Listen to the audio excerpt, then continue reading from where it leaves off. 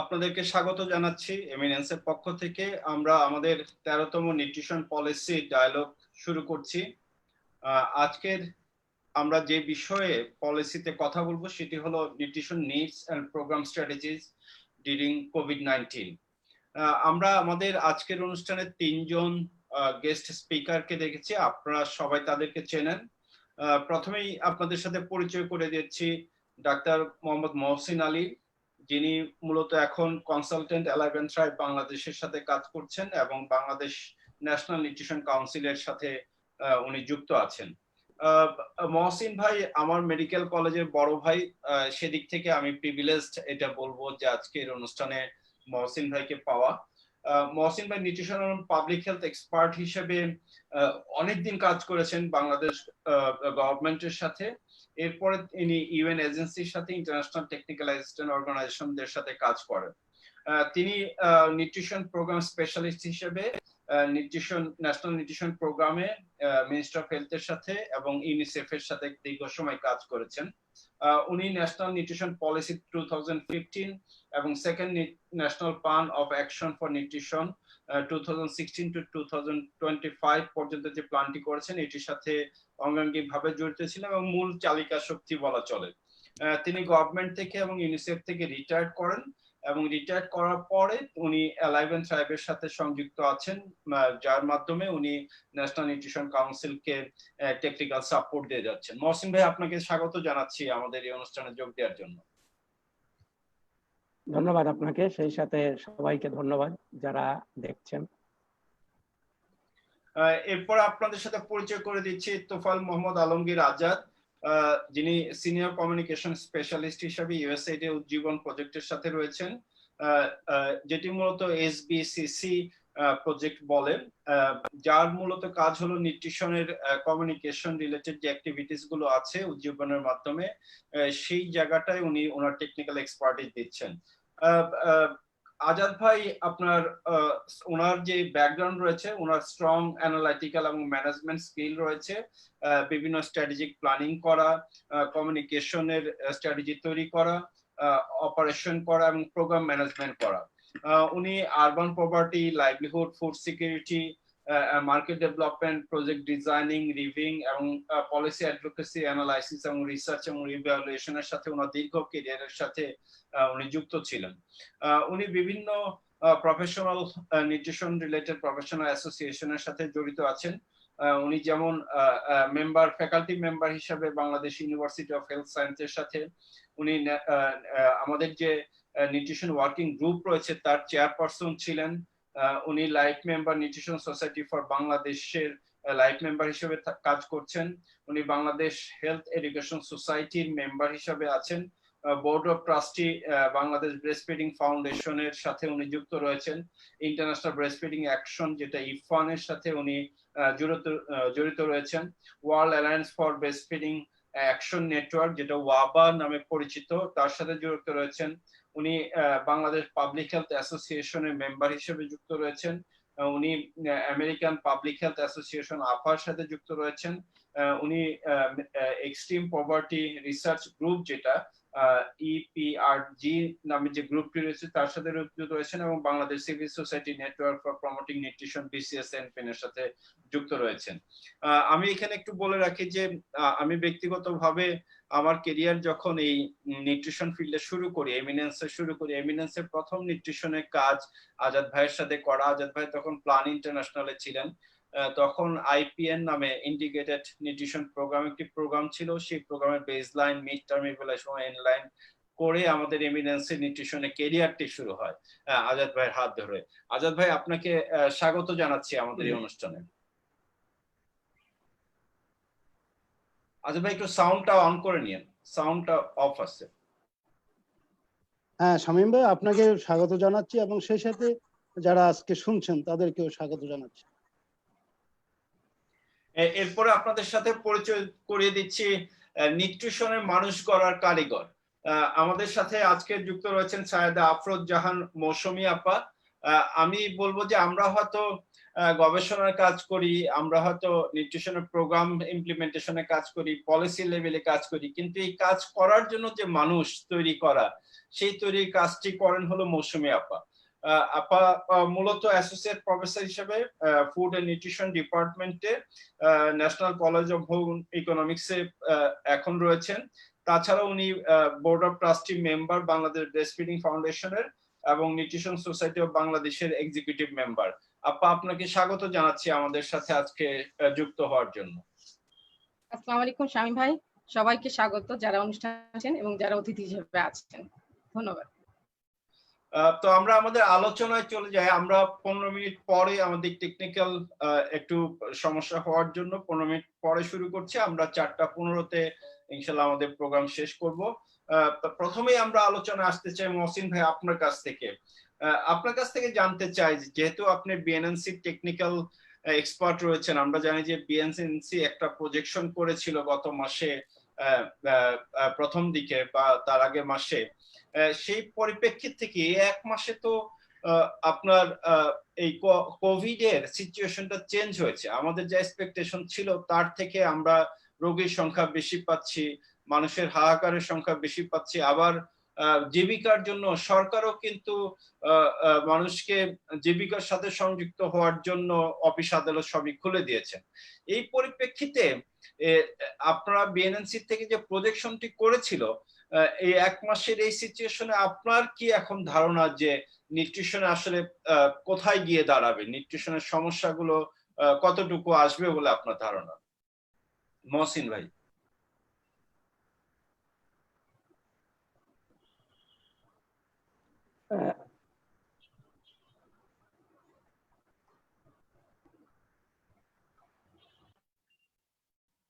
মহসিন ভাই, সাউন্ডটা একটু অন করে নিন।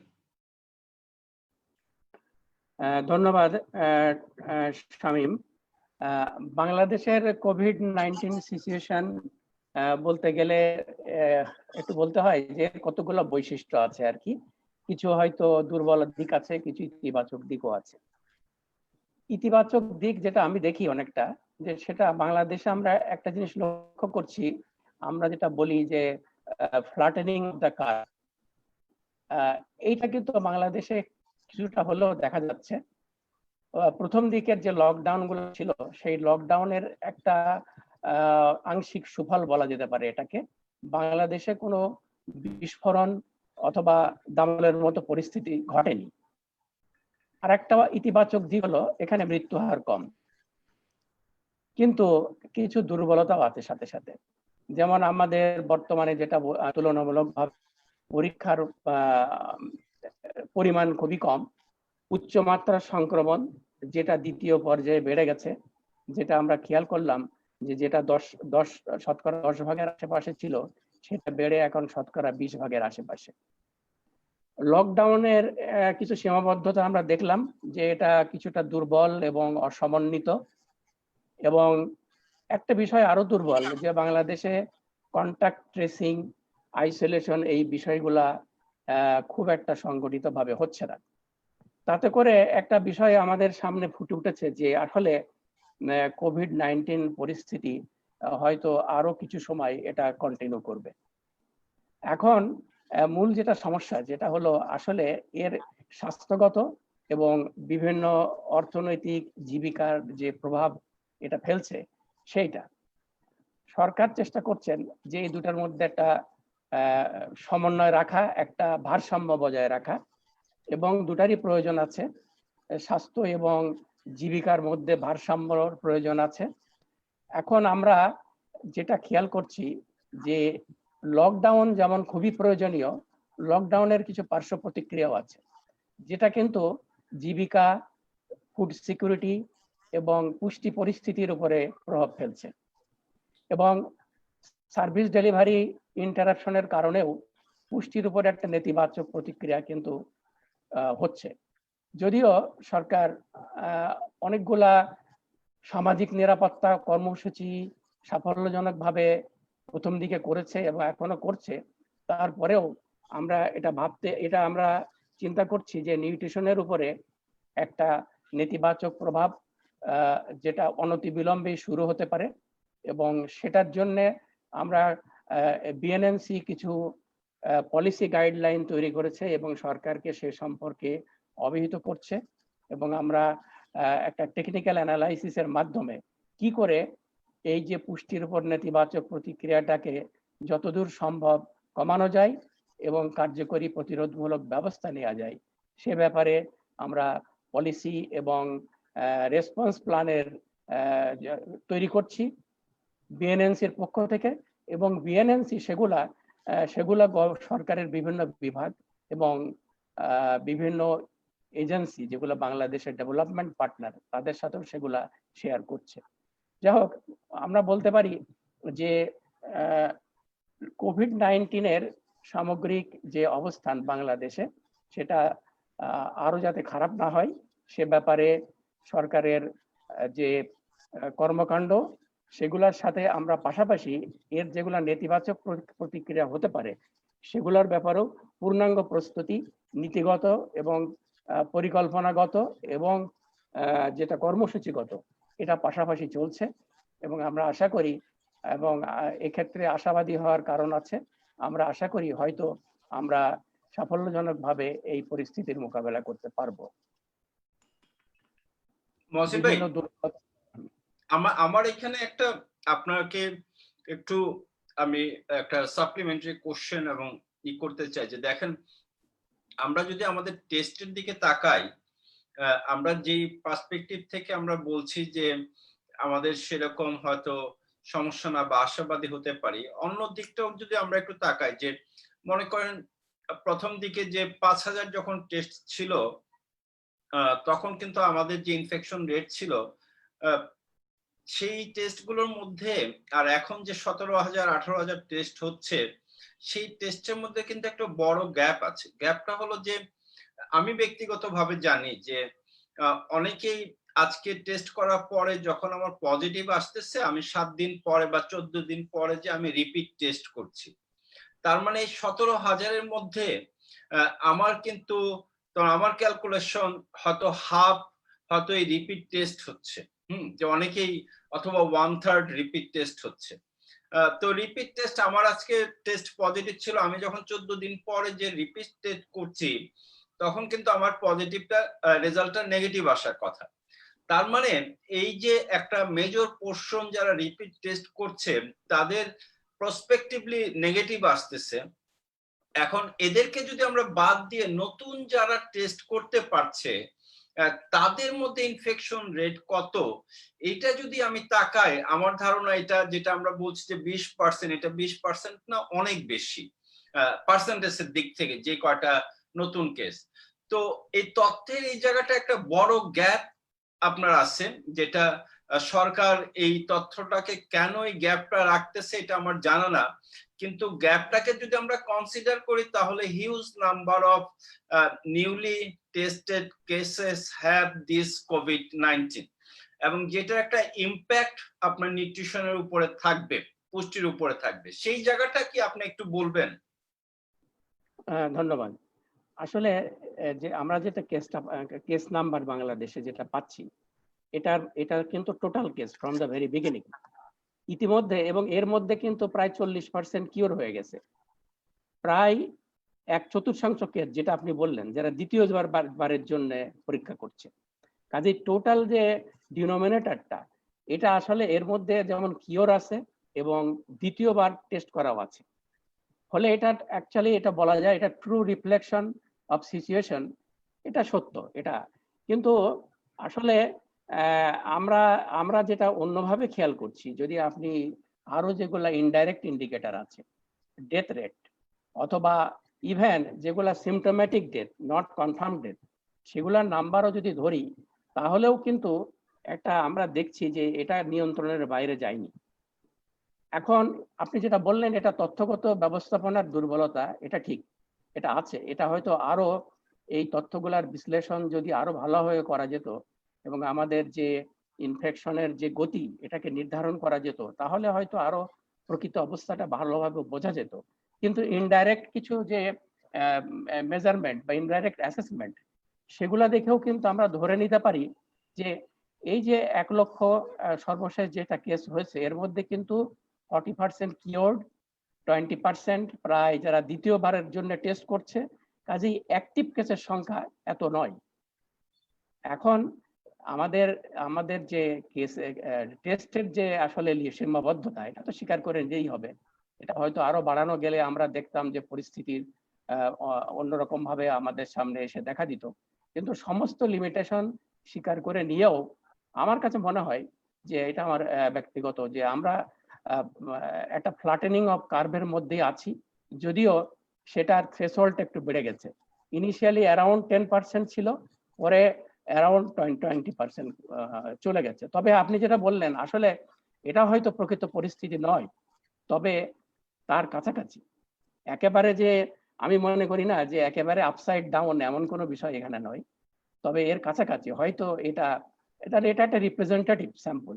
এবং আর একটা জিনিস খেয়াল করেন, কারা টেস্ট করছে তারাই যারা আসলে হাই রিস্ক জোন যারা তারা, এবং যারা কেসের আশেপাশে আছে।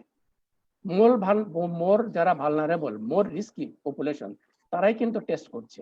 এটা কিন্তু র্যান্ডম স্যাম্পলিং নয়, এবং তাদের মধ্যে কেসের যে পার্সেন্টেজ এটা বেশি হয় স্বাভাবিক। যদি আমি কোন জোন ধরি, রিস্ক জোন এবং রিস্ক পার্সন, তাহলে কিন্তু এদের মধ্যে বেশি হয় স্বাভাবিক। এবং আমাদের যারা পজিটিভ তারা কিন্তু এইভাবেই, তারা দেখবেন ওই আমরা যাকে বলছি বেশি এফেক্টেড জোন থেকে টেস্টগুলো বেশি হচ্ছে, এবং যারা কেস তার আশেপাশের মানুষগুলা হচ্ছে, কাজে এদের মধ্যে কিন্তু ইনফেকশন রেট বেশি হওয়াটার সম্ভাবনা বেশি। যাই হোক, এখন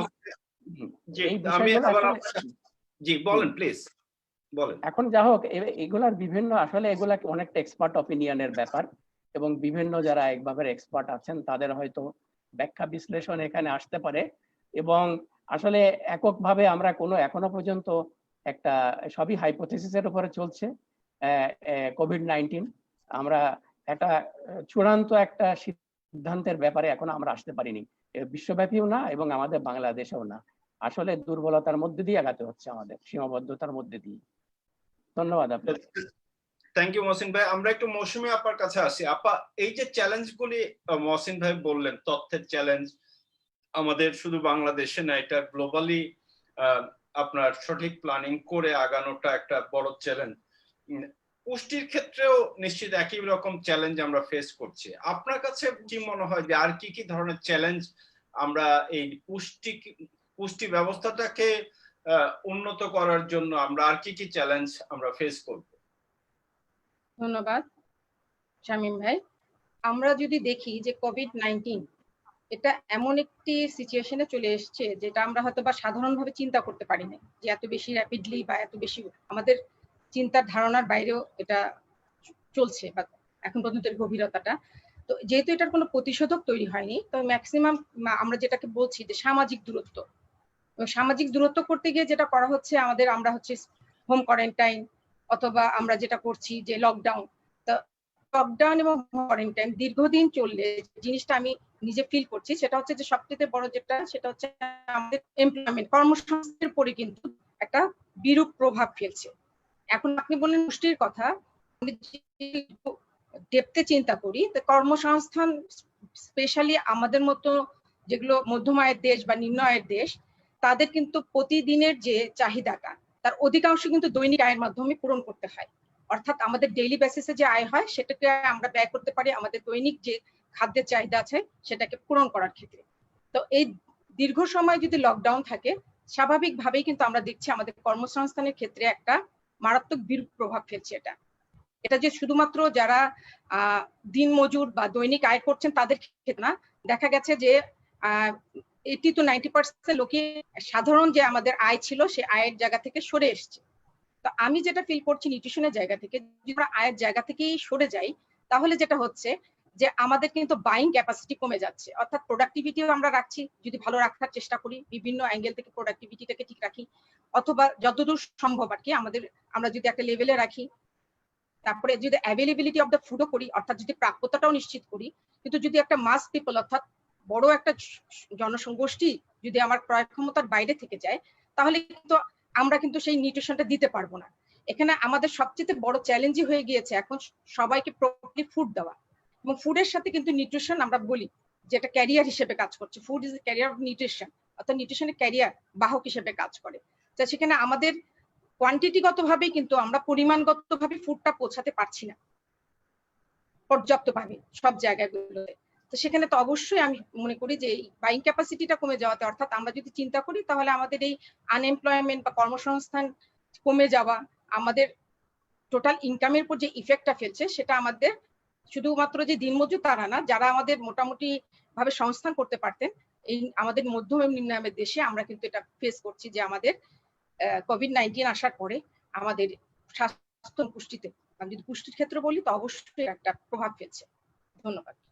আপা, আমি একটু সাপ্লিমেন্টারি একটা কোশ্চেন আপনাকে করতে চাই যে এই আয়ের ক্ষেত্রে যে সমস্যাটা, এটা তো শুধু বাংলাদেশে না, ধারণা করা হচ্ছে যে এটা পুরো গ্লোবালি এটার ইম্প্যাক্ট পড়বে। আজকে যদি আমেরিকার দিকে তাকাই, অন্যান্য ডেভেলপ কান্ট্রিতে তাকাই, তাহলে সেখানে শোনা যাচ্ছে যে প্রচুর পরিমাণ লোক আজকে বেকার হয়ে গেছেন। ডেভেলপিং কান্ট্রি গুলোতে আমাদের মতন দেশ ইন্ডিয়া বা আশেপাশে যারা আছে ডেভেলপিং কান্ট্রি, তাদেরও একটা বড় সমস্যা হবে। বাংলাদেশে আমরা পেপারে পত্রিকা দেখতে পাচ্ছি যে প্রচুর মধ্যবিত্ত বা নিম্ন মধ্যবিত্ত তারা ঢাকা শহর ছেড়ে আবার গ্রামের দিকে চলে যাচ্ছে। তো এই সমস্যাটা তো আপনার থাকবে, এটা থেকে উত্তরণের উপায় কি? এবং আমরা আবার আরেকটা যেটা যে শুনছি যে কোভিড এটা একটা লম্বা সময় থাকতে পারে যতদিন পর্যন্ত আমরা ভ্যাকসিন না করতে পারি, তাহলে উত্তরণের উপায়টা কি? ধন্যবাদ। হ্যাঁ, এটা সত্য কথা যে উন্নত দেশগুলোরও কিন্তু এই আনএমপ্লয়মেন্ট বা ইকোনমিক্যাল ক্রাইসিসের মধ্যে পড়ে গেছে। কিন্তু আমাদের এই ইকোনমিক্যাল ক্রাইসিসের মধ্যে আরেকটা মানে ইম্পর্টেন্ট ফ্যাক্টর হচ্ছে কি আমাদের জনসংখ্যা বা জন আধিক্য যদি বলি, ওভার পপুলেশন।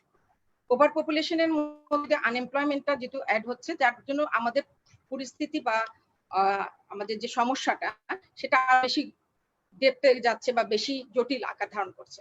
যদি উত্তরণ করতে চাই সেখানে আমি মনে করি এখন যে অবস্থা চলছে, যেটা আপনি একটু আগে বললেন যে ঢাকা থেকে অনেকেই আমরা আমাদের শহর কেন্দ্রিক যে একটা আয়ের সংস্থান আমরা করেছিলাম, এমনও দেখা যাচ্ছে 10-15 বছরে মোটামুটি এই শহরে যারা সেটেল হয়ে গিয়েছিলেন, অর্থাৎ বসবাস করে নিজের একটা অবস্থান তৈরি করে নিয়েছিলেন, তারা তাদের অবস্থানটাকে ছেড়ে দিয়ে বাধ্য হচ্ছেন চলে যেতে। তাহলে অনেকটা আমরা কিন্তু ফিরে যাচ্ছি আবার সেই শেকড়ের জায়গাতে থেকে।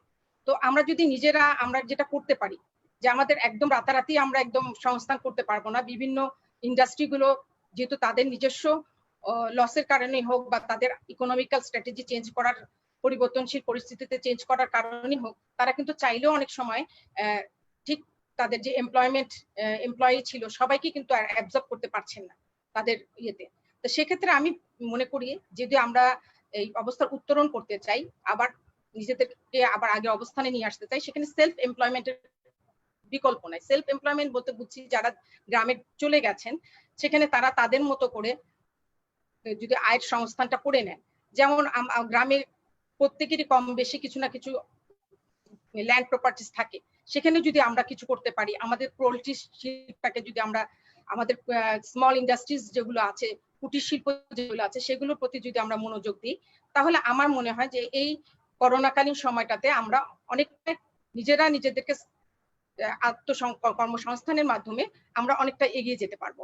আমরা যদি শুধুমাত্র সরকার বা আমাদেরকে কেউ দিবে এই আশাটা না করে আমরা নিজেদের থেকে একটু উদ্যোগ নেই, এবং সেই সাথে যদি অন্যান্য সাহায্য সহযোগিতাগুলো ঠিক এভাবে করে চিন্তা করে আবার রিসেট করা হয়, তাহলে মনে হয় কিছুটা হলো আমরা আমাদের এখান থেকে বেরিয়ে আসতে পারবো।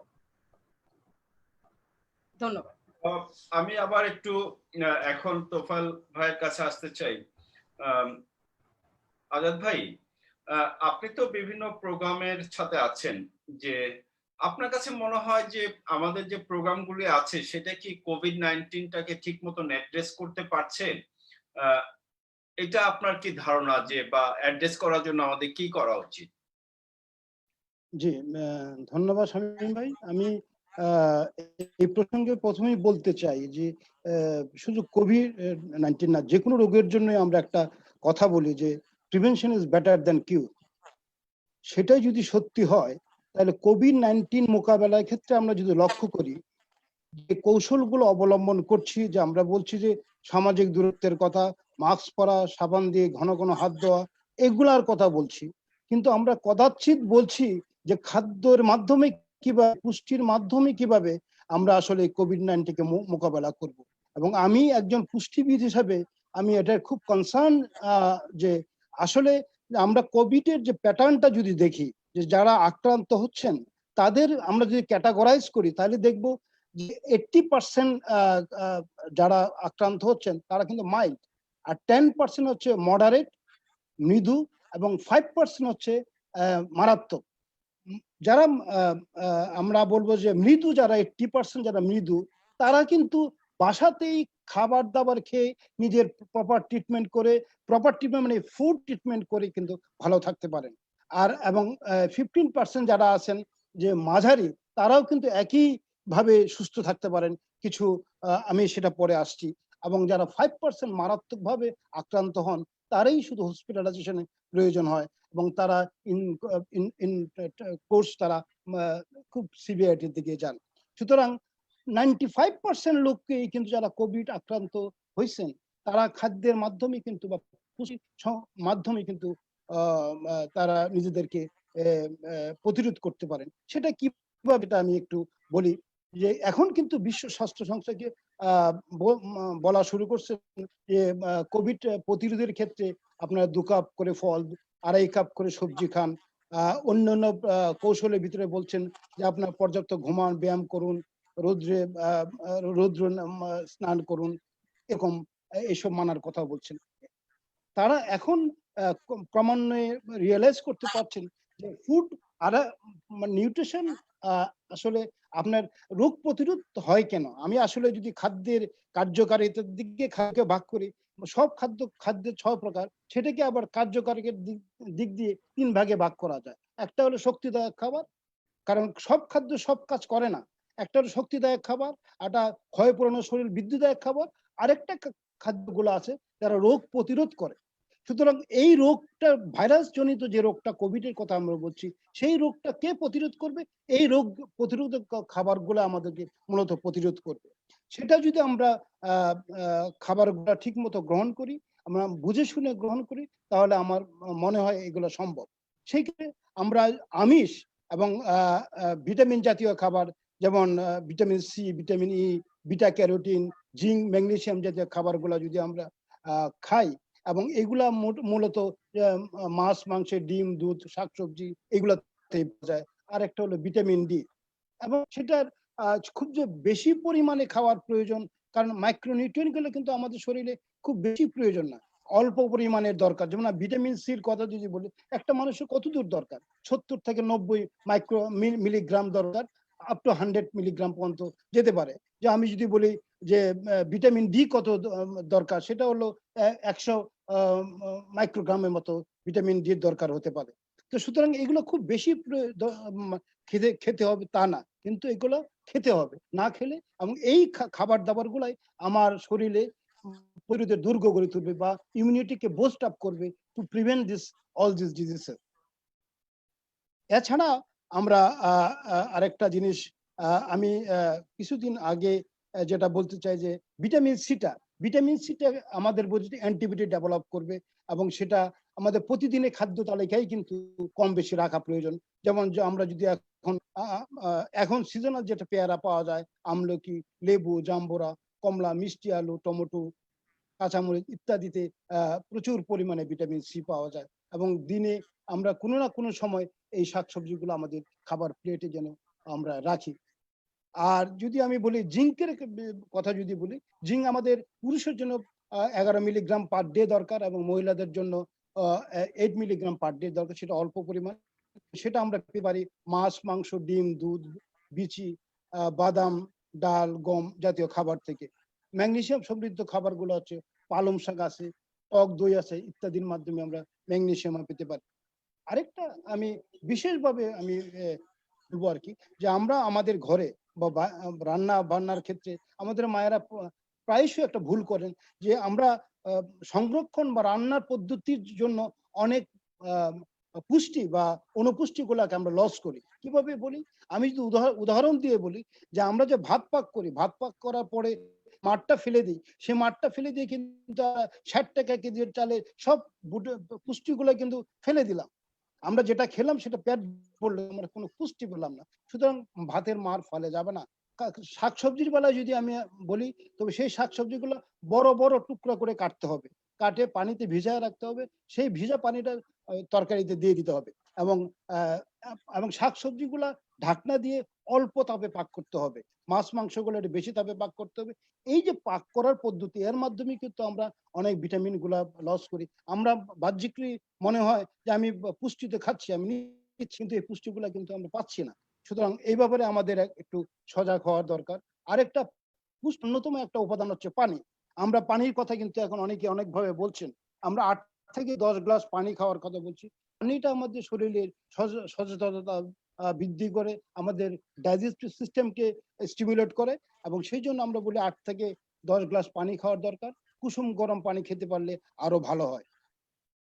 এবং প্রক্রিয়াজাত বা বোতলজাত যে পানীয়গুলা, সেগুলোকে আমরা যেমন কোকোকোলা বা জুস, যে কোনো কিছুই, বা চর্বি জাতীয় খাবারগুলোকে আমাদের বর্জন করা দরকার, এবং তাহলে আমাদের শরীরে সক্রিয় এবং রোগ প্রতিরোধ সক্ষমতা গড়ে উঠবে। আরেকটা হলো, এটা পাশাপাশি যেটা দরকার, আমাদের নিয়মিত ব্যায়াম করা দরকার, এবং কমপক্ষে আধা ঘন্টা আমাদের ঘরে বসেই ফ্রি সাইজ এক্সারসাইজ গুলা করা যেতে পারে, এবং সেটা আমাদের মানসিক চাপ কমাবে। এবং মানসিক চাপ যদি থাকে, তাহলে সেক্ষেত্রে আপনারা জানেন যে টর্সন নাম একটা এনজাইম সিক্রেট করে, যেটা মানসিক ইমিউনিটিকে রিডিউস করে। সুতরাং আমাদের ব্যায়ামের করা দরকার, এবং এই কোভিড মোকাবেলা করার জন্য আমার মনে হয় খাদ্য এবং খাদ্য সঙ্গে সম্পৃক্ত যে জিনিসগুলো আমরা যদি মেনে চলি, বুঝে চলি এবং আমরা গ্রহণ করি, তাহলে মনে হয় কোভিডকে মোকাবেলা করা আমাদের জন্য, এই যে 95% যেসব লোকের কথা বললাম, সেই জনগণ মানে সহজেই কোভিড থেকে মুক্তি পাবে। এবং আরেকটা হলো যে, এই যে আমরা সিগারেট খাওয়াটা, এই সময় ফুসফুসে আক্রান্ত হওয়ার যে সংক্রামক হওয়ার যে বিষয়টা আছে, সেটা যদি আমরা, যারা সিগারেট কিংবা ধূমপান করেন, তাদেরকে ধূমপান ছেড়ে দিতে হবে, নতুবা তারা যে কোনো ঝুঁকিতে পড়তে পারে। আজাদ ভাই, আমার আমার ওই আপনার কাছে আবার একটু যে জিনিসটা আমি একটু আপনার কাছ থেকে আবার শুনতে চাই, সেটা হলো যে এই যে আমাদের নিউট্রিশনের বিভিন্ন প্রোগ্রাম রয়েছে, আপনি যদি এনএনএস এর দিকে তাকান, অ্যাকশন প্ল্যানে আমরা দেখি যে সেখানে বলা আছে যে এমার্জেন্সি পিরিয়ডে nutrition. So you can consider this কোভিড-19 ইজ এমার্জেন্সি পিরিয়ড। কিন্তু আমার প্রশ্নটা হলো যে এই কোভিড এর সময়ে আমাদের গভর্নমেন্টের যে এনএনএস এর প্রোগ্রাম আছে, বা অন্যান্য ডেভেলপমেন্ট অর্গানাইজেশনের যে নিউট্রিশন রিলেটেড প্রোগ্রাম আছে, সেখানে কোভিড কে অ্যাড্রেস করা হচ্ছে কতটুকু, সেটা কি যথেষ্ট কি না? এখন কোভিড অ্যাড্রেস, এখন কিন্তু মাঠ পর্যায়ে কাজ খুব কম, মানে মাঠ পর্যায়ে কাজ আগের মতো সক্রিয়ভাবে যে হচ্ছে সেটা নাই। প্লাস আমরা যদি বলি যে এনএনএস কাজ করবে কাদেরকে দিয়ে, এনএনএস কাজ করবে হেলথ অ্যাসিস্ট্যান্ট দিয়ে, আমাদের ফ্যামিলি প্ল্যানিং ওয়ার্কারকে দিয়ে কাজ করবে, এবং সেই ক্ষেত্রে যে কাজগুলো করা দরকার, এই বিষয়ে মাদেরকে বা আমাদের বাড়ির লোকজনকে সচেতন করার জন্য, সচেতনতা করার জন্য তারা উদ্বুদ্ধ করবে, তারা ইনফর্ম করবে, তারা অ্যাওয়ার করবে, তারা মোটিভেট করবে। কিন্তু এই কাজটা অ্যাপ্রোপ্রিয়েটলি অ্যাডিকুয়েটলি হচ্ছে কিনা আমার সন্দেহ। এই জন্য এই যারা কাজ করবে নিউট্রিশনের ফিল্ড লেভেলে, তারা কিন্তু নিউট্রিশন না, তারা স্বাস্থ্যের। সুতরাং ওদেরকে আমরা দিয়ে কাজ করানোর জন্য আমাদের তাদেরকে এই বিষয়ে, যে কোভিড এর ক্ষেত্রে কিভাবে খাদ্যে ভূমিকা রাখতে পারে, সেই বিষয়ে ওরিয়েন্টেশন দেওয়া দরকার, এবং ওরিয়েন্টেশন দিলেই তারা এই কাজগুলোকে মাঠ পর্যায়ে বাড়ি বাড়ি গিয়ে মাদেরকে বোঝানো, বা যদি বাড়ি বাড়ি যাওয়া সম্ভব না হয়, ভার্চুয়ালি যদি সম্ভব হয়, সেক্ষেত্রেও করা যেতে পারে। এবং বিশেষ আশার কথা যে মহসিন ভাই বললেন, যে আমিও দেখলাম যে বিএনএসসি কিছু পোস্টার বা খাদ্যের কিছু লিফলেটের মতো বা পোস্টারের মতো তারা করেছেন। এইগুলা করাতেই শেষ করলে হবে না, এগুলো মাঠ পর্যায়ে পৌঁছে দিতে হবে। মাদেরকে উদ্বুদ্ধ করার জন্য আমাদেরকে হেলথ ওয়ার্কারের মাধ্যমে মাদেরকে এই বিষয়গুলো জানাতে হবে, বোঝাতে হবে। তাহলেই যদি আমাদের বিএনএনসি বা আইপিএইচ এর মাধ্যমে যে নিউট্রিশনের যে কাজ করার কথা, সেটা গুরুত্ব পাবে বা সেটা কাজ করবে। ধন্যবাদ আজাদ ভাই। আমি আবার একটু মহসিন ভাইয়ের কাছে আসতে চাই। মহসিন ভাই, আপনি তো বিএনএনসির একজন কনসালটেন্ট, টেকনিক্যাল সাপোর্ট আপনি প্রোভাইড করছেন। আপনার কাছে আমার জানার এই যে কি ধরনের ইনিশিয়েটিভ আপনার নিয়ে উচিত যেটা মাঠ পর্যায়ে এই কর্মীদেরকে এঙ্গেজ করবে পুষ্টিটাকে এনশিওর করার জন্য এই কোভিড এর কারণে। আরেকটা হলো আমরা জানি যে নিউট্রিশন একটা মাল্টি সেক্টরাল একটা অ্যাপ্রোচ দরকার, otherwise nutrition can not be ensure. সেই জায়গাটায় বিএনএনসি কি ধরনের রোল প্লে করছে, যে আমাদের যে 22টা মিনিস্ট্রিকে যে এঙ্গেজ করা হয়েছিল আপনার বিএনএনসির সাথে, তাদেরকে কিভাবে আমরা এঙ্গেজ করা হচ্ছে এই নিউট্রিশন বা পুষ্টি বিষয়ে কোভিড এর সময় তারা যেন কাজ করেন, সেটার কোনো ইনিশিয়েটিভ আছে কিনা বা কি ধরনের ইনিশিয়েটিভ নেওয়া উচিত? ধন্যবাদ ডক্টর শামীম। আসলে বিএনএনসি একটা পলিসি বডি, এটা অ্যাপেক্স পলিসি বডি। এটার মূলত কাজ হলো সরকারকে পলিসি গাইডলাইন দেওয়া এবং সমন্বয়, মাল্টি সেক্টরাল সমন্বয়। এটা কিন্তু কোনো ইমপ্লিমেন্টেশন এজেন্সি নয়। ইমপ্লিমেন্টেশন এজেন্সির দায়িত্বে মূলত সরকারে ন্যাশনাল নিউট্রিশন সার্ভিস।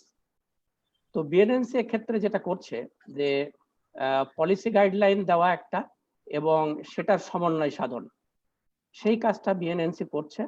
এবং তারা প্রথমেই যে কাজটা করেছে কোভিড আসার পর, তারা টোটাল সিচুয়েশনাল রিভিউ করেছে এবং একটা প্রেডিকশন মডেল তারা দাঁড় করিয়েছে এবং সেই মডেলটার ভিত্তিতে কিছু রিকমেন্ডেশন এবং রেসপন্স প্ল্যান, যেটা শুধু সরকারের ডিপার্টমেন্ট নয়, বিভিন্ন ডিপি যারা ডেভেলপমেন্ট পার্টনার এবং আদার সিভিল সোসাইটি অর্গানাইজেশন যারা নিউট্রিশনের উপরে কাজ করে অথবা স্টেক হোল্ডার, তাদের সাথে তারা শেয়ার করেছে এবং সেটা সবার কাছে, এটা আমার কাছে মনে হয় যে একটা খুব ভালোভাবে গৃহীত হয়েছে। এটা একটা ভালো কাজ এবং এর উপর ভিত্তি করে পলিসি ব্রিফ যেটা বিএনএনসি করেছে সেটা আমরা জানি এবং এটা একটা প্রশংসাযোগ্য কাজ বলে সবাই গ্রহণ করেছে।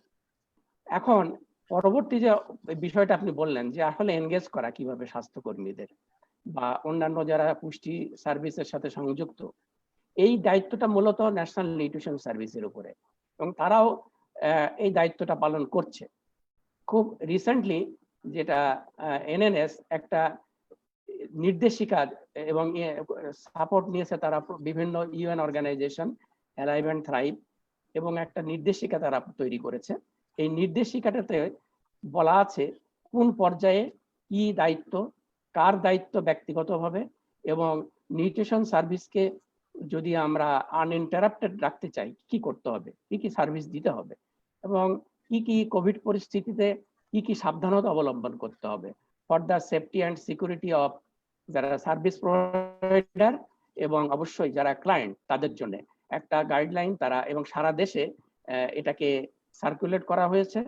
এবং আরেকটা বিষয় যে এর সাথে কিছু যেটা ডক্টর আজাদ বললেন যে কিছু বিসিসি ম্যাটেরিয়াল যেটা নিউট্রিশন ইনফরমেশন কোভিড রিলেটেড এবং স্বাভাবিক সময়ে যেগুলা করা দরকার এগুলোর ব্যাপারে অত্যন্ত সুন্দর কিছু, আমার মনে হয় কম্প্রিহেন্সিভ কিছু বিসিসি ম্যাটেরিয়াল সেগুলা ডেভেলপ করা হয়েছে এবং সেগুলা সারা দেশে আনুষ্ঠানিকভাবে শেয়ার করা হয়েছে। এখন ইস্যুটা হলো যে কোভিড সিচুয়েশনের একটা অন্যতম যে বিষয়টা ছিল যে বিভিন্ন সার্ভিসের ইন্টারাপশন যেটা ঘটনা ঘটেছে। আসলে আমরা জানি যে ব্যাহত হয়েছে যে এটা স্বাস্থ্য সার্ভিস, পরিবার পরিকল্পনা সার্ভিস এবং nutrition service. Nutrition service doctor Azad যেটা বললেন যে এটা আসলে স্বাস্থ্য এবং পরিবার পরিকল্পনা যে সার্ভিস তার উপর কিন্তু সওয়ার হয়ে এগুলা প্রদান করা হয়, এদের পৃথক কোনো জনবল নাই এবং তারা এই সার্ভিস, এটাকে আমরা সরকারের কৌশলে যেটাকে আমরা বলি mainstream of nutrition service into health and family planning service system. তো এটা হলো সরকারের স্ট্র্যাটেজি এবং ওই স্ট্র্যাটেজিকে ব্যবহার করে কিভাবে নিউট্রিশন সার্ভিসকে অব্যাহত রাখা যায় এ ব্যাপারে এনএনএস একটা প্রশংসাযোগ্য পদক্ষেপ নিয়েছে এবং একটা গাইডলাইন তারা তৈরি করেছে, নির্দেশিকা। এটা শুধু যে নিউট্রিশনকে এনশিওর করতে তাই নয়, কোভিড পরিস্থিতিতে কিভাবে সবার নিরাপত্তা, বিশেষ করে ইনফেকশন প্রিভেনশন যে স্টেপগুলা, সেগুলোও যেন সবাই যথাযথভাবে ফলো করে এবং বাস্তবায়ন করে, সে ব্যাপারেও সুনির্দিষ্টভাবে নির্দেশিকাতে দেওয়া হয়েছে। তবে মাঠ পর্যায়ের এটা একটা চ্যালেঞ্জ যে আসলে কিভাবে কত দ্রুত আমরা বিভিন্ন স্বাস্থ্য, পরিবার পরিকল্পনা এবং পুষ্টি সার্ভিসকে আবার পূর্বের পর্যায়ে নিয়ে যেতে পারি, স্বাভাবিক পর্যায়ে। তো এখন তো আমরা যতক্ষণ না কোভিডকে সম্পূর্ণভাবে নিয়ন্ত্রণ করতে পারছি, ততক্ষণ একটা বাধা থাকা স্বাভাবিক। তবে সময়ের সাথে সাথে আমার মনে হয় এ ব্যাপারে পলিসিগত এবং কর্মসূচিগত অ্যাকশন শুরু হয়েছে এবং অব্যাহত আছে।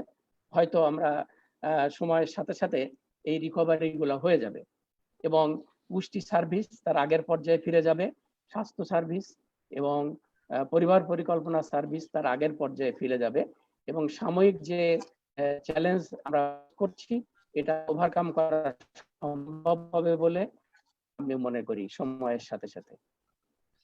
মহসিন ভাই, আমি একটু আপনার সাথে, আপনার তো অভিজ্ঞতা অনেক, আজাদ ভাইয়ের অভিজ্ঞতা অনেক, এবং আজাদ ভাই যে কথাগুলি বললো আমি কমপ্লিটলি আপনাদের সাথে একমত হয়ে প্র্যাকটিক্যাল সিচুয়েশনটা একটু আপনাদের বলি। যে আমার নলেজে যেটা আছে যে কালকে আমি দেখলাম যে 11 সাহেবের সাপোর্টে এনএনএস থেকে এরকম একটা নির্দেশিকা তৈরি করা হয়েছে, যে নির্দেশিকাটি মূলত ম্যাটার্নাল চাইল্ড নিউট্রিশনকে ফোকাস করে করা।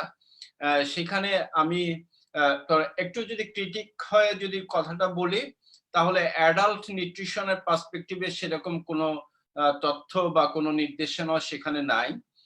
সেকেন্ড হলো যে আপনার কোভিড আক্রান্ত পেশেন্ট, এটা কিন্তু চাইল্ডের থেকে অ্যাডাল্ট পিপুল বা আপনার মোর অসংক্রামক রোগীদের যারা আছে তাদের কিন্তু এটার কনসার্নটা অনেক বেশি, তাদের আপনার ড্যামেজটা অনেক বেশি হচ্ছে, তাদের ব্যাপারে পুষ্টি সেখানে কিছু ইনক্লুড করা হয়নি।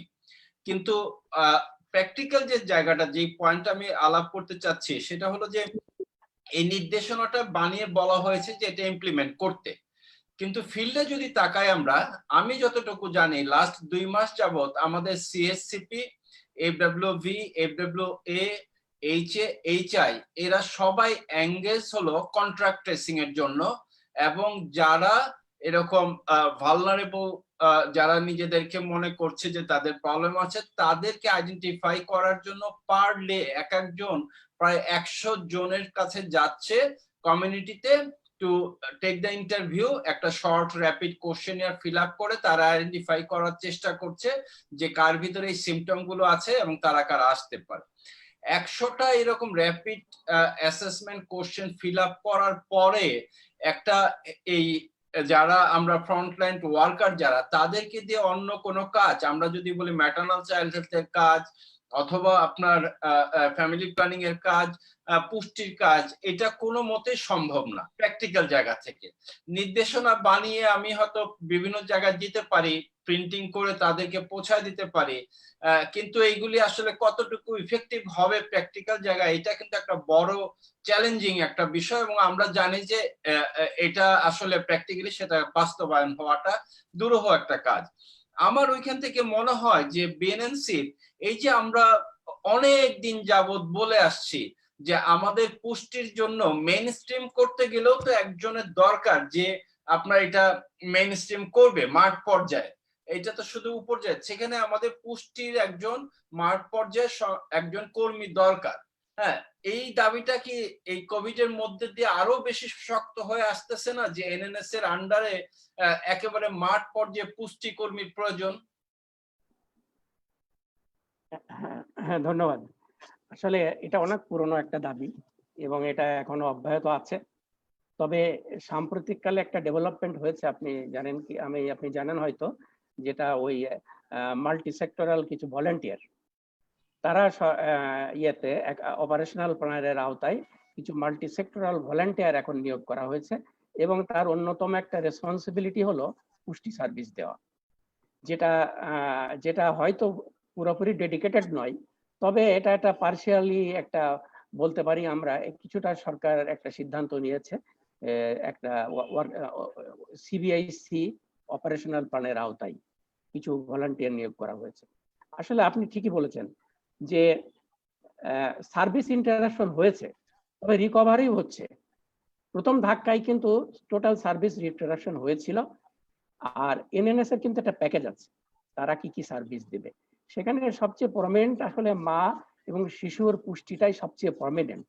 তবে পাশাপাশি এল্ডারলি নিউট্রিশন, অ্যাডোলেসেন্ট নিউট্রিশনও কিন্তু তাদের প্যাকেজেরই অংশ। তো ক্রাইসিস অবস্থায় আসলে আমরা যখন ক্রাইসিসে পড়ি তখন দেখি যে আসলে বেশি ভালনারেবল কারা। সেই ভালনারেবিলিটির মধ্যে মা এবং শিশুই বেশি পড়ে, এটা আমরা জানি। এই জন্য হয়তো মা এবং শিশুর উপরে বেশি জোর দেওয়া হয়েছে। তবে তার অর্থ এই নয় যে সেখানে এল্ডারলি বা অ্যাডোলেসেন্ট নিউট্রিশনকে কোনো গুরুত্ব দেওয়া হয় নাই, সেগুলাও চলবে। আর মূলত নিউট্রিশন সার্ভিস আপনি জানেন এটা প্রিভেন্টিভ আর প্রমোটিভ। এখানে কাউন্সেলিং, বিসটিসি বা প্রমোশন এগুলাই মূল জিনিস, এবং সেখানে কিন্তু কিউরেটিভ সাইডটা খুব অল্পই আছে। যারা মারাত্মক অপুষ্টিতে ভোগে তাদের চিকিৎসাটা কিউরেটিভ, বাদ বাকি সবই কিন্তু কাউন্সেলিং, প্রমোশন এবং কিছু সাপ্লিমেন্টেশনের মাধ্যমে সার্ভিসগুলো দেওয়া যায়। এবং সেগুলা কিন্তু যখন একটা কর্মী, যে সেই স্বাস্থ্য সহকারী হোক, FWA হোক, তারা যখন অথবা CHCP, তারা যখন ক্লায়েন্টের সংস্পর্শে আসছেন, তাদের কন্ট্যাক্টে আসছেন, তখনই কিন্তু এই সুযোগটা তৈরি হয়ে যায়। তার সাথে কিছু প্রমোশনাল মেসেজ তাকে দেওয়া, এবং সেই সুযোগটা আমার মনে হয় যেহেতু কর্মীরা মাঠে আছে, কর্মীরা কমিউনিটি ক্লিনিকে সার্ভিস প্রদান অব্যাহত আছে, EPI সেশনগুলোও আবার ধীরে ধীরে শুরু হচ্ছে, এই সুযোগটা কিন্তু চলে যায় নাই। কর্মী এবং যে আমাদের যারা সেবা গ্রহীতা তাদের মধ্যে যে কন্ট্যাক্টটা, এটা আবার নতুন করে কিন্তু এস্টাবলিশ হওয়া শুরু হয়েছে। এবং নিউট্রিশন সার্ভিস যেহেতু প্রমোশনাল এবং প্রিভেন্টিভ, তাদের মধ্যে ডায়ালগ, তাদের মধ্যে মেসেজ আদান প্রদান এবং কাউন্সিলিং করার সুযোগটা কিন্তু এখানে অনেক বেশি। তো সেই হিসাবে হয়তো পুরোপুরি নয়, তবে এটা সুযোগ আছে বলেই আমি মনে করি, এবং সেই সুযোগটার যতটুকু সম্ভব সদ্ব্যবহার করা যায় এটা তারই কিন্তু একটা প্রচেষ্টা। তবে হ্যাঁ, আপনি ঠিক যে আমরা হয়তো পরিপূর্ণ স্বাভাবিক অবস্থায় যেতে একটু সময় লাগবে, এবং এই বর্তমান এটা কিন্তু একটা ইন্টারিম মেজার। যখন পরিস্থিতি স্বাভাবিক হবে তখন স্বভাবতই আমরা ব্যাক করব আবার সেই আগের সার্ভিস ডেলিভারি যে মডালিটি।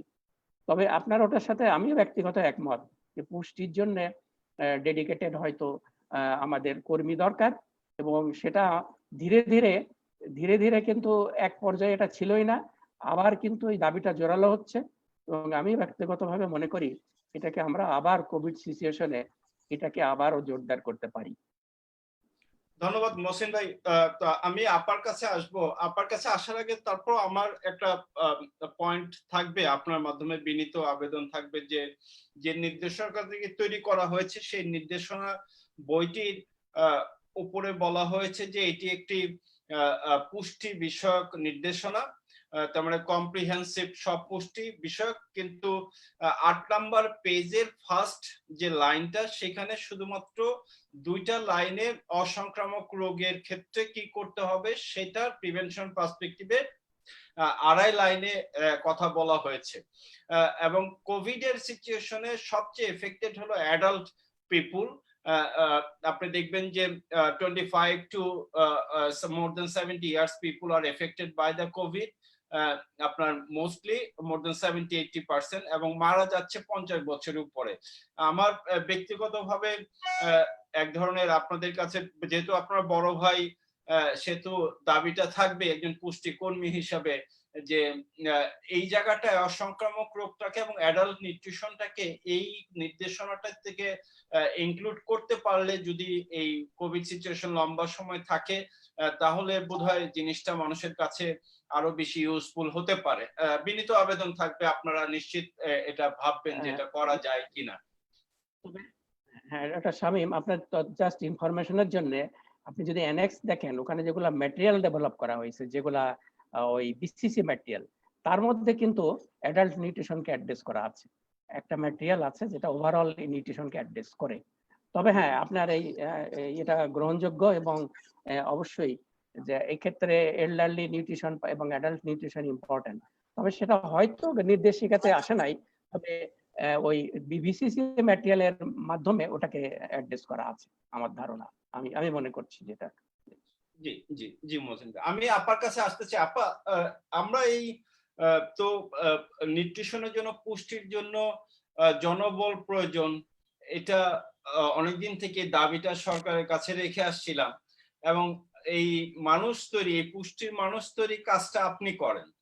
আপনারা প্রচুর অনেক বছর যাবত আপনাদের ইনস্টিটিউশন, যেটা এমিনেন্সের ক্যারিয়ারের শুরু থেকে আমরা আপনাদের ইনস্টিটিউশনের মাধ্যমে ছেলে মেয়েদেরকে নিয়ে আমরা কাজ করি, আইএনএফএস কে নিয়ে কাজ করি। আপনারা যারা এই পুষ্টির মানুষগুলো তৈরি করেন, তাদের পেশার ক্ষেত্রেও আমি মনে করি যে এই যে পুষ্টিবিদদের যে আমাদের স্বাস্থ্য ব্যবস্থার মধ্যে আনা উচিত, এটা একটা বড় দাবি। আপনার মতামতটা কি আপা? ধন্যবাদ। আপনি ঠিকই বলেছেন, আমরা পুষ্টি পুষ্টি সেক্টরে কাজ করার জন্য তার জন্য অসংখ্য ধন্যবাদ। আসলেও শামীম ভাই, যাদেরকে আমরা তৈরি করছি তাদেরকে যদি আমরা কাজ করার জন্য স্কোপ বা সুযোগ তৈরি করে দিতে পারি, তাহলে আমি অবশ্যই মনে করি যে আমাদের পুষ্টি সেক্টর আরো বেশি কার্যকরী হবে।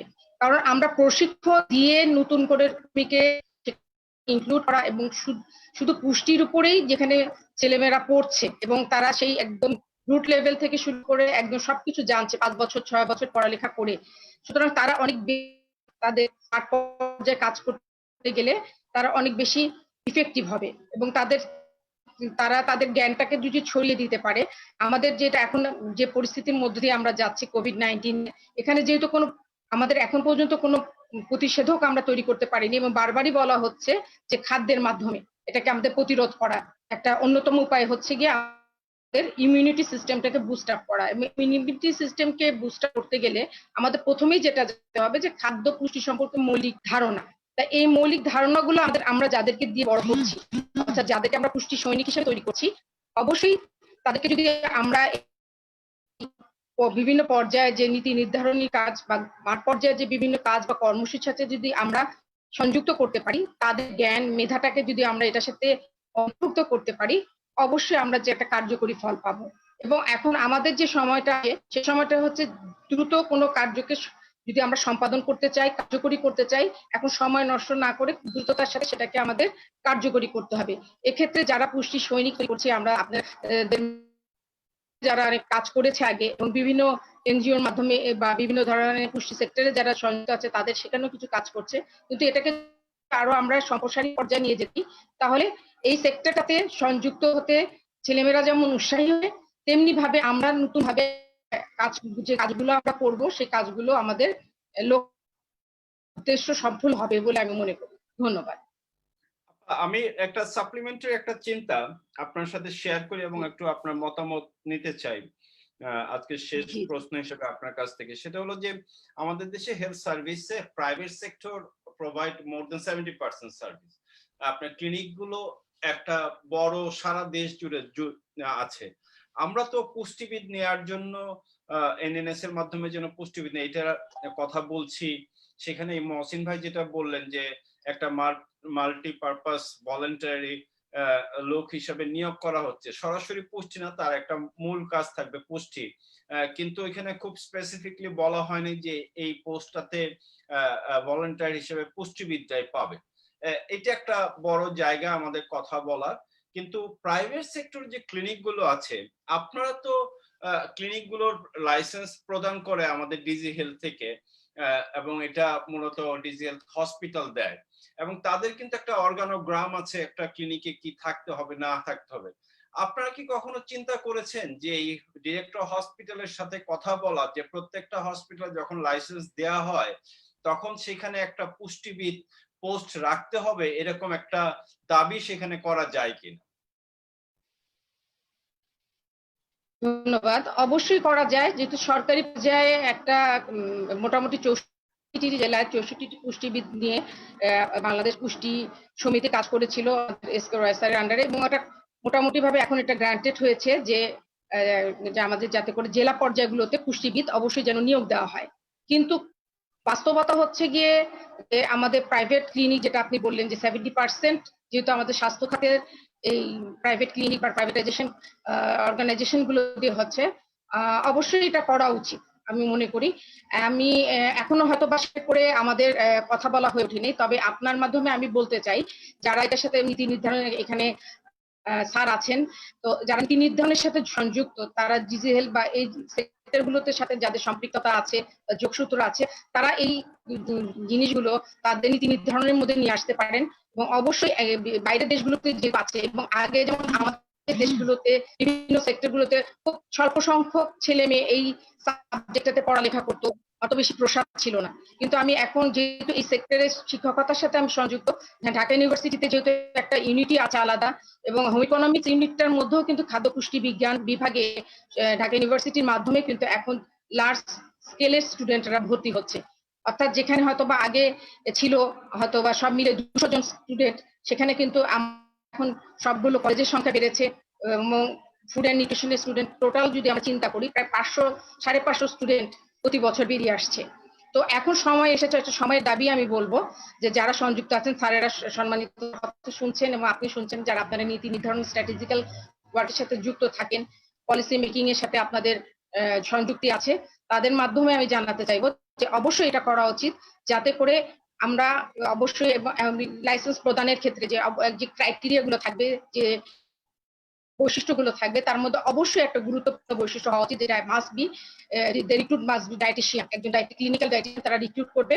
তাহলে করে আমাদের খাদ্যের সাথে পুষ্টির সাথে আমাদের মেডিকেশন, এই যে একটা সম্পর্ক আছে, এবং কোন যেটা আমি স্যার বলেন নন কমিউনিকেবল কিছু কিছু ডিসঅর্ডার বা ডিজিজ রয়েছে, যেগুলো আমরা লং টার্ম বা একদম সারা জীবনে আমাদের পথ্যের মাধ্যমে বা ডায়েট, যেমন ডায়াবেটিস যদি চিন্তা করি কার্ডিওভাস্কুলার ডিজিজ, ইভেন যদি কোনো ডিজিজের মধ্যে আমরা না থাকি, শুধু আমাদের সুস্থ স্বাভাবিক জীবন যাপনের জন্য, আমাদের সুস্থতার জন্য পুষ্টির কোনো বিকল্প নেই। সুতরাং আমরা যদি এটা আমাদের নীতি নির্ধারণের মাধ্যমে যদি করতে পারি, অবশ্যই এটা আমাদের জাতি উপকৃত হবে এবং আমাদের একটা স্বাস্থ্যবান জাতি তৈরির ক্ষেত্রে একটা গুরুত্বপূর্ণ ভূমিকা রাখবে, এবং যারা এখানে পড়তে এসছে তারাও উৎসাহিত হবে। ধন্যবাদ। আজকের আমাদের এই মিটিং এর একটা আউটকাম যদি আমরা ধরি বা রিকমেন্ডেশন যদি ধরি, যে আমরা একটা দাবি সরকার কাছে রাখছি, প্রাইভেট সেক্টরে যে ক্লিনিক গুলো আছে সেই ক্লিনিকের লাইসেন্স দেওয়ার ক্ষেত্রে একটা এসেনশিয়াল আপনার পোস্ট রাখা, যে একজন পুষ্টিবিদ বা ডায়েটিশিয়ান সব প্রাইভেট হসপিটাল রাখতে হবে, কারণ more than 70% service is provided by the private sector. So তারা যদি একটা পদ তৈরি করেন, এসেনশিয়াল পদ পুষ্টিবিদ, তাহলে একটা আমাদের পুষ্টিবিদদের একটা কাজ করার জায়গাও তৈরি হয়, এবং মানুষকে একটা সার্ভিস দেওয়ার ক্ষেত্রে মানুষের একেবারে ডোর স্টেপে একটা রিচ করতে পারে। আমি শুধু পুষ্টিবিদ বলবো না, আমি সাথে সাথে বলবো যে একটা ব্রেস্ট ফিডিং কর্নার এবং মাতৃদুগ্ধ প্রমোশনেরও একটা কম্পোনেন্ট এই লাইসেন্সের ক্ষেত্রে রাখা উচিত। আমি আপা আপনাকে ধন্যবাদ জানাচ্ছি। আমি আলমগীর ভাই, আজাদ ভাই, আপনার কাছে একটু আসতে চাই যে আপনি তো কমিউনিকেশনে কাজ করছেন। আমি এই কোভিড-19 এর ক্ষেত্রে এই পুষ্টি কিভাবে প্রমোশন করতে হয় সেটার কমিউনিকেশন কি হওয়া উচিত, এবং আপনার যে প্রজেক্ট আছে উজ্জীবন প্রজেক্টের কমিউনিকেশন নিয়ে কি কাজ করছে, এবং এখানে কোভিড-19 কে কিভাবে অ্যাড্রেস করা যায় বলে আপনি মনে করেন? আচ্ছা, শামীম ভাই, আমি আপনার এই প্রশ্ন যাওয়ার আগে আমি দুই একটা জিনিস আলোকপাত করতে চাই।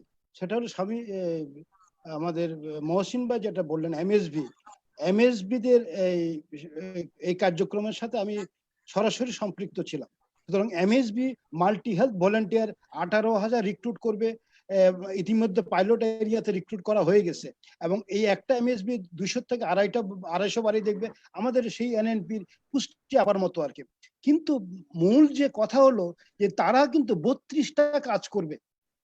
তারা 32টা কাজের ভিতরে একটা ক্ষুদ্রতম কাজ হচ্ছে নিউট্রিশনকে গ্রোথ মনিটরিং করা। আমি জানি না এই ক্ষুদ্রতম কাজটুকু মানে how perfectly they will be able to do it, কারণ তারা সেই সময়টুকু পাবে কিনা। তারা মানে একটা রোগীকে বাড়িতে রেফার করা, হাসপাতালে রেফার করা, মানে তারা এরকম ভাবে 32টা কাজ তাদেরকে নির্ধারণ করে দেওয়া, তাদের যে ট্রেনিং কারিকুলামটা ডেভেলপ করা, তার কাউন্সিলিং পার্টটুকু আমরা বিসিসিবির পক্ষ থেকে, উজ্জীবনের পক্ষ থেকে করে দিচ্ছি। সুতরাং আমি এই বিষয়গুলো জানি। সুতরাং এখানে আশাবাদী হওয়ার কোনো বিষয় নাই যে এমএসবিরা রিক্রুট হলেই আমাদের নিউট্রিশনের কাজ হবে। সুতরাং এইটা একটা বিষয়। আর দ্বিতীয় বিষয় হলো যে আফরোজা আপা যেটা বললেন বা আপনিও যেটা বললেন যে প্রাইভেট সেক্টরে আমাদের সরকারিভাবে কিন্তু একটা নীতি নির্ধারিত হয়ে আছে যে আমরা প্রতিটা জায়গায় হাসপাতালে একজন করে নিউট্রিশনে নিয়োগ দিব।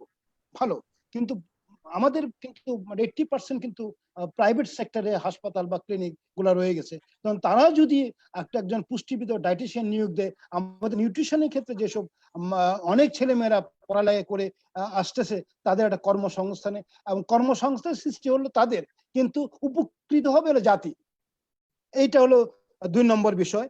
আর 3 নম্বর বিষয়টা আমি বলছি যে আপনার বোধহয় মনে থাকবে 1995 থেকে 2010 পর্যন্ত বিএনপি এবং এনএনপির সময়ে 2006 সালে বাংলাদেশ সরকারের আবেদনের প্রেক্ষিতে যে কি অর্গানাইজেশনাল অপশন এবং নিউট্রিশন ইন্টারভেনশন থাকা দরকার, বাংলাদেশের এমডিজি কে অ্যাড্রেস তখনকার এমডিজি কে অ্যাড্রেস করার জন্য নিউট্রিশনের অর্গানাইজেশন অপশন গুলো কি হয়, তখন এমআই মাইক্রোনিউট্রিশন ইনিশিয়েটিভ একটা কনসাল্টিং ন্যাশনাল কনসাল্টিং বডি করছিল এবং তার ভিতরে আমি ছিলাম এবং ওয়াশিংটন ডিসি থেকে প্রফেসর ডিকে নন্দন এবং ইন্ডিয়ান পাবলিক হেলথ অ্যাসোসিয়েশনের প্রেসিডেন্ট ছিলেন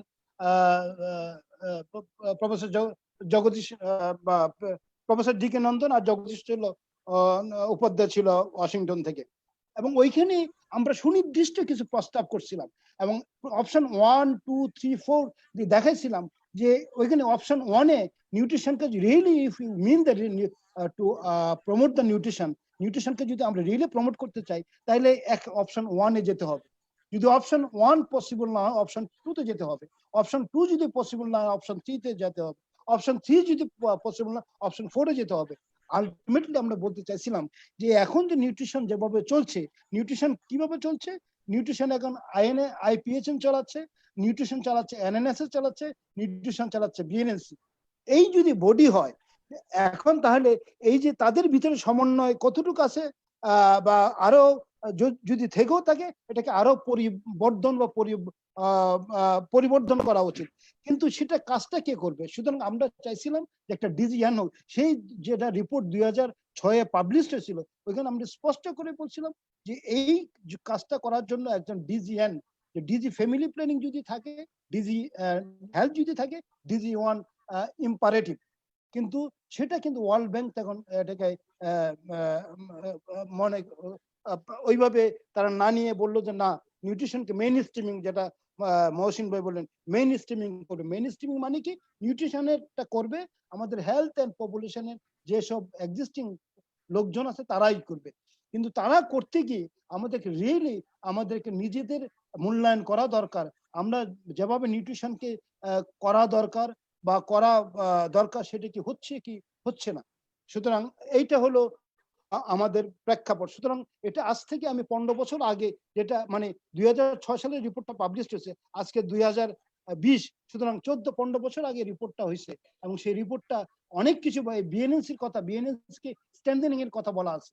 আমি বিএনএনসি তখনকার সেক্রেটারি ইসহাক ভাই ছিলেন, তার সাথে দেখা করছি, আমি জিজ্ঞেস করছি যে আপনি বিএনএনসি আজকে এই অবস্থা কেন, এবং আগের সে যে গৌরবোজ্জ্বল ভূমিকা ছিল বিএনএনসি আজকে নাই, কেন নাই, কি করা যেতে পারে। সুতরাং অনেক সেটা একটা ভালো দলিল হিসেবে ট্রিট করা যেতে পারে এবং ওইখানে নির্দেশনাগুলো আমরা মানলে নিউট্রিশন উপকৃত হবে।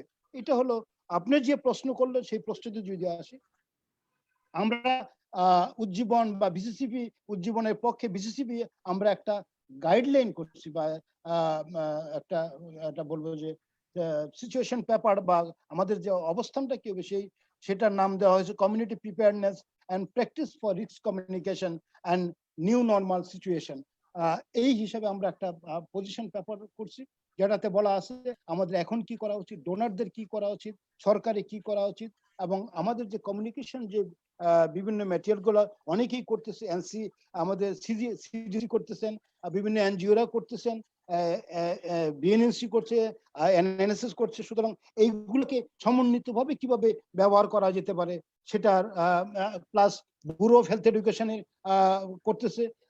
আইএডিসি এর প্রাথমিকভাবে একটা পোস্টার করছিল যেখানে নির্দেশনা দেওয়া ছিল, এবং সিডিসি কিছুদিন আগে উজ্জীবনের সহায়তায় একটা তারা পোস্টার করছিল হোম কোয়ারেন্টাইনে থাকলে কি করতে হবে না করতে হবে, এবং বিভিন্ন টিবিসি কিন্তু এর ভিতরে হচ্ছে। এবং নিয়মিতভাবে আপনি দেখবেন bureau of health education TBC করছে, এবং তারা নিয়মিতভাবে 3টা থেকে 4টা চ্যানেলে প্রতিদিন যাচ্ছে, টিভি স্ক্রলে বিভিন্ন মেসেজ যাচ্ছে যে কি করা উচিত কি করা উচিত না।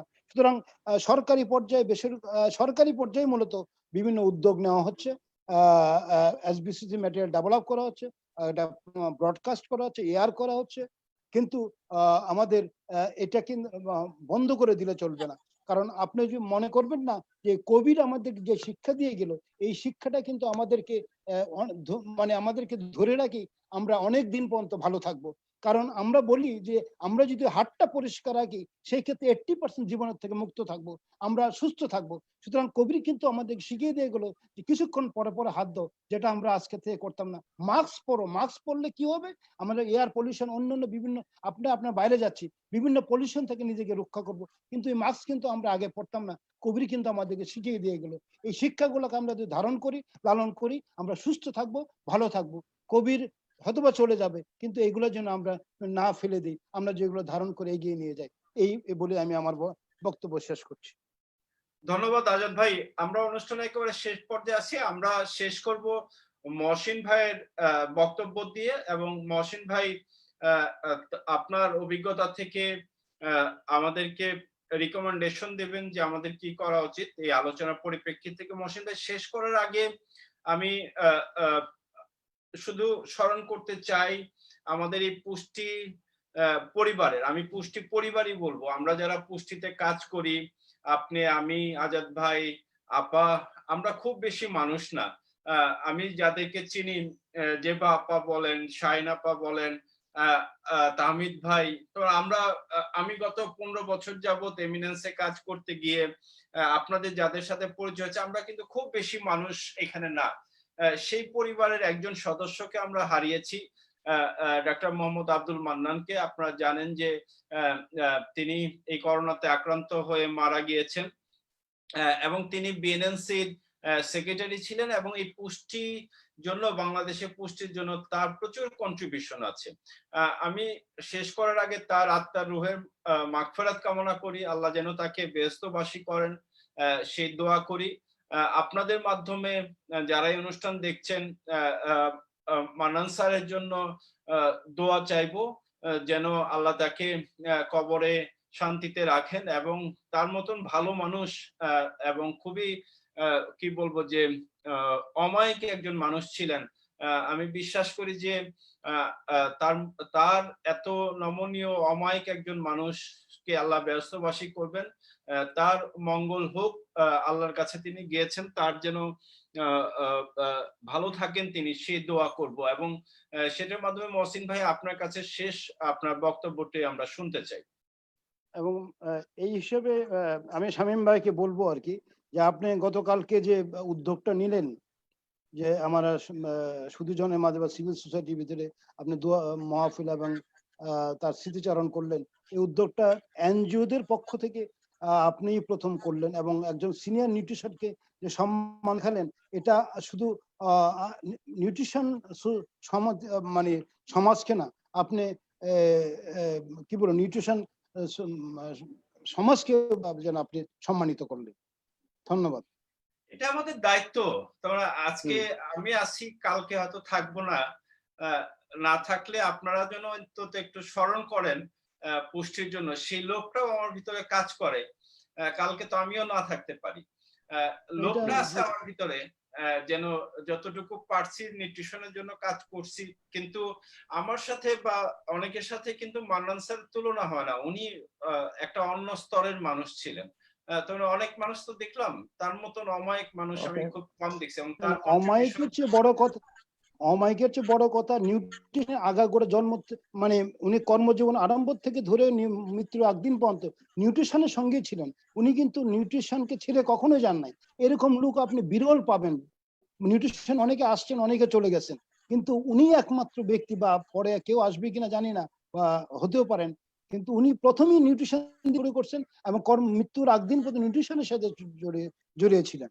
এবং নিউট্রিশন ওনার হাত দিয়ে অনেক পলিসি প্রোগ্রাম গাইডলাইন ডেভেলপ হয়েছে, যেটা যে প্রত্যক্ষ বা পরোক্ষভাবে উনি সহযোগিতা করেছেন। ধন্যবাদ শামীম ভাই।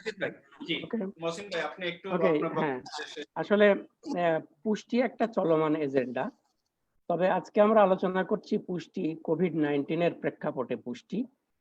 সেখানে অনেক বিষয় আমাদের যেগুলো পুরনো ইস্যু, নিউট্রিশনের সাথে জড়িত বিভিন্ন চলমান ইস্যু উঠে এসছে।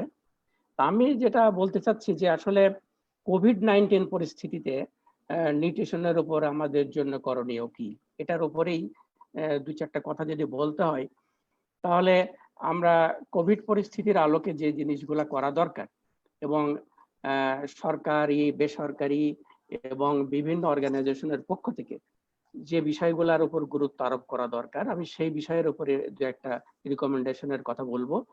প্রথমত হলো এই কোভিড সিচুয়েশনে দরিদ্র শ্রেণীর, বিশেষত দরিদ্র শ্রেণীর জন্য খাদ্য নিরাপত্তা ইনশিওর করা, এটা খুব ইম্পর্টেন্ট। সেটা হলো উৎপাদন, বিতরণ এবং তাদের কাছে অ্যাক্সেস এবং তাদের কাছে খাবারের নিশ্চয়তা, পৌঁছানোর নিশ্চয়তা, এগুলোকে এনশিওর করা। এটা হবে আমাদের, কারণ বাংলাদেশের যে দারিদ্র পরিস্থিতি ছিল, কোভিড কিন্তু এটাকে আরো খারাপ করে দিয়েছে। আমরা জানি দারিদ্র তালিকায় আরো কোটি কোটি মানুষ ঢুকে গেছে এবং তাদের জন্য খাদ্য নিরাপত্তা নিশ্চিত করা এটা একটা গুরুত্বপূর্ণ ইস্যু এই মুহূর্তে। এবং সামাজিক নিরাপত্তা যে কর্মসূচিগুলা বাংলাদেশে ছিল সেগুলোর আওতা বৃদ্ধি করা, যেটা অলরেডি সরকার কিন্তু শুরু করে দিয়েছে। সেখানে আরো যারা নিউ পুয়ার, যারা আমরা বলছি নতুন করে যারা দরিদ্রের মধ্যে ঢুকছে, তাদেরকে তার মধ্যে আওতায় নিয়ে আসা এবং এটা সুস্থ ম্যানেজমেন্ট, ভেরি ইম্পর্টেন্ট। শুধু আওতায় নিয়ে আসা না, এগুলার সুস্থ ম্যানেজমেন্ট, এটা খুবই ইম্পর্টেন্ট। আর একটা হলো যে সমস্ত পুষ্টি সার্ভিস আমাদের দেশে আছে, বিশেষত এনএনএস থেকে শুরু করে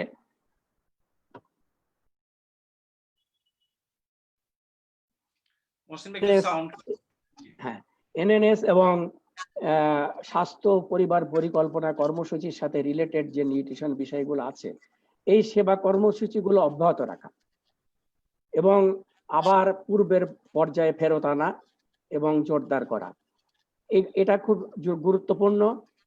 আরেকটা বিষয় আমাদের সামনে দেখা দিতে পারে, যদি এই ধরনের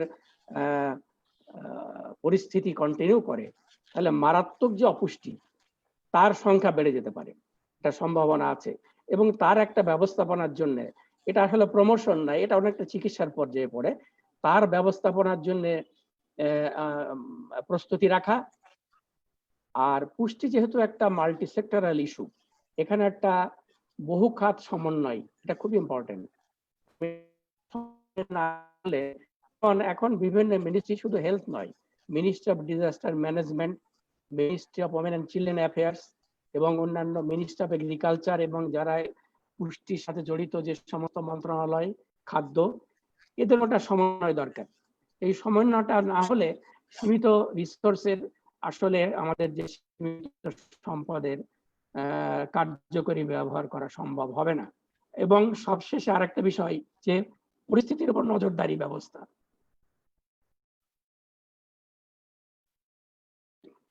এসিতে গলায় ডিস্টার্ব দিচ্ছে। জি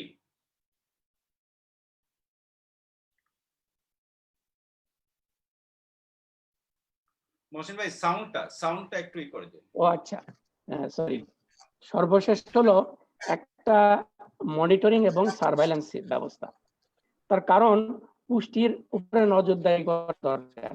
এটার অবনতি হচ্ছে কেমন ভাবে, কোথায়, এগুলোর জন্য একটা সার্ভেইলেন্স সিস্টেম দরকার, যেটা আমাদের দেশে এখনো খুব শক্তিশালী হয়ে গড়ে ওঠে নাই। এবং এই সুযোগে আমরা একটা ভালো মনিটরিং এবং সার্ভেইলেন্স সিস্টেম যদি ডেভেলপ করাতে পারি, তাকে যদি ইনস্টিটিউশনালাইজ করতে পারি, নট প্রজেক্ট অ্যাপ্রোচ, যে এক এক সময় হবে, এক একজন করবে, একজন ফান্ডিং করবে, নট দ্যাট। এটাকে একটা স্থায়ী ব্যবস্থার মধ্যে নিয়ে আসা, যেখানে রেসপন্সিবিলিটি, ফাইন্যান্সিং এগুলা সবকিছু নিশ্চিত থাকবে এবং এই ব্যবস্থাটা থাকবে। আপাত দৃষ্টিতে এই মোটা দাগে এই বিষয়গুলোকে যদি আমরা আনতে পারি, তবে কোভিড পরিস্থিতিতে নিউট্রিশনের যে অবনতি হওয়ার শঙ্কা, এটা কিছুটা হলেও আমরা মোকাবেলা করতে পারবো। আর পরবর্তী কোভিড উত্তর পরিস্থিতিতে অবশ্যই nutrition first, nutrition is the foundation of development, এটা বাংলাদেশের জাতীয় পুষ্টি নীতিতে বলা হয়েছে। যে পুষ্টি যদি ভালো না হয়, তাহলে অন্যান্য ডেভেলপমেন্ট যেমন হেলথ, যেমন এডুকেশন, ওগুলোও কিন্তু সাস্টেনেবল হবে না। এই জন্য বলা হয়েছে যে নিউট্রিশনই হলো অল ডেভেলপমেন্টের জন্য, বিশেষ করে হিউম্যান ডেভেলপমেন্টের ফাউন্ডেশন, এবং সেটা আমাদের জাতীয় পুষ্টিনীতির মূল প্রতিপাদ্য। তার আলোকে আমরা বাংলাদেশে ভবিষ্যতের পুষ্টি পরিকল্পনার বাস্তবায়ন করব কি আশা রেখে আমি আমার বক্তব্য শেষ করছি। সবাইকে ধন্যবাদ শোনার জন্য, যোগদান করার জন্য, এবং বিশেষত এমিনেন্সকে এই সবাইকে একটা মঞ্চে আনার জন্য। ধন্যবাদ মহসিন ভাই। তো আমরা আমাদের লাইভ থেকে আমরা বের হয়ে যাচ্ছি, সবাইকে ধন্যবাদ জানিয়ে। এরপরে আজাদ ভাই, আপনি কি বলতে চেয়েছিলেন?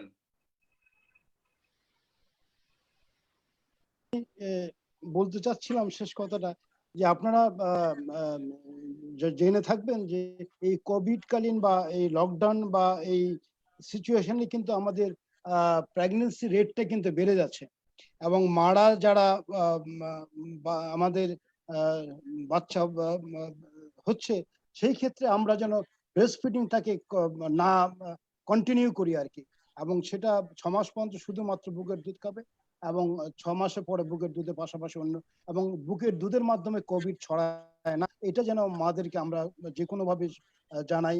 এবং অনেক ক্ষেত্রেই দেখা যাচ্ছে যে আমরা ভয়ে অনেক আতঙ্কে মারা, যেহেতু মা নিজে যদি কোভিড পজিটিভ হয়ে থাকেন, মা বুকের দুধ খাওয়াতে নাও যেতে পারেন, কিন্তু মাকে আশ্বস্ত করতে হবে মায়ের বুকের দুধের মাধ্যমে কিন্তু এটা ছড়ায় না।